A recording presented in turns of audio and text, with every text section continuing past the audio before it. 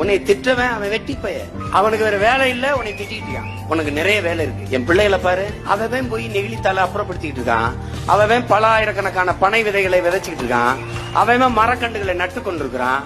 கரூர்ல நம்ம பிள்ளைகள் தூர்வாரிக்கிட்டு இருக்கான், தூந்து போச்சு, கடமடைக்கு தண்ணி வரலன்னு இருக்கான். அந்த வாய்க்காயை நீர்த்தாரைகளை தூர்வாரி கொண்டிருந்த 13 பேரை சிறைப்படுத்த கைது பண்ணி கொண்டு போகுது காவல்துறை. அங்க ஒரு நீதிபதி, உண்மையிலேயே நீதிபதி, அதுக்கு உங்களுக்கு அர்த்தம் புரியும் நினைக்கிறேன். என்ன குற்றம் அவங்க செஞ்சாங்க? ஐயா தூர்வாரினாங்க. ஆமா, அரசு செய்ய வேண்டியதுதானே அவங்க செஞ்சாங்க, நீங்களும் செய்யல, அவங்களையும் செய்ய விடலைன்னா எப்படி? இல்லைங்கய்யா, அவங்க தாசில்தார பொக்கலைன்னு வச்சு ஏத்தி கொல்ல போயிட்டாங்க, அதுக்கு ஏதாவது சாட்சி இருக்கா, ஆதாரம் இருக்கா? இல்லைங்கய்யா, போங்க இந்த பிள்ளைகளை வெளியில விடுங்க. இந்த மாதிரி இளைஞர்களை சிறைப்படுத்தி அச்சப்படுத்தினால் வருங்காலத்தில் இளைஞர்கள் சமூக சேவைக்கே வரமாட்டார்கள் என்று யார் சொல்றது? அப்படிப்பட்ட நீதிபதிகள் இருக்கிற வரை இந்த நாட்டில் நீதி செத்து போகாது. நான் பல தடவை சொல்லிட்டேன், என்னை திட்டுறதுக்கு நானே கவலைப்படுறதில்லை, நீ